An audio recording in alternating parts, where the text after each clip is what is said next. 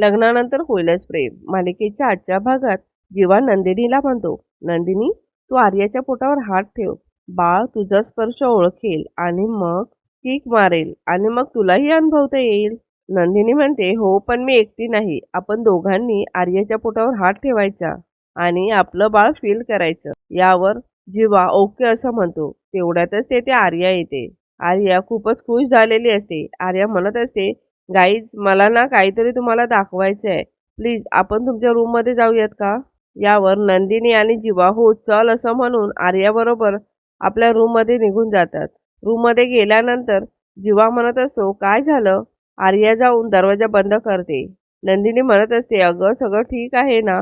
परंतु आर्या काही पेपर काढते आणि म्हणते, ही बघा, ही पहिली सोनोग्राफी असं म्हणत जीवाच्या हातात पेपर देते आणि म्हणते, पहिली सोनोग्राफी आहे ही. जीवा आणि नंदिनी सोनोग्राफीचे फोटो बघत असतात. ते बघून नंदिनीच्या डोळ्यातून पाणी आलेलं असतं. त्यानंतर नंदिनीला पहिल्याचे काही क्षण आठवत असतात. नंदिनी आणि जीवा खूपच खुश झालेले असतात.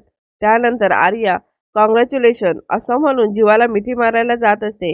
एवढ्यातच जीवा आर्याशी हात मिळवतो आणि हे कॉंग्रॅच्युलेशन्स असं म्हणतो.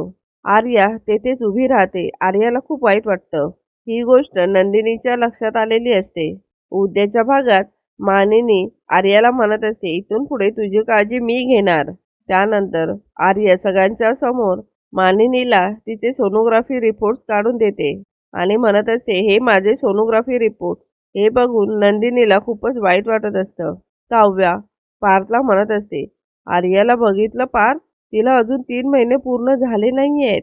परंतु नंदिनी ताईला असं आपल्या बाळाशी बोलताना नाही बघितलंय मी. तिच्या बाळाला घेऊन ती एवढी ॲक्टिव्ह का दिसत नाही तेच कळत नाही मला.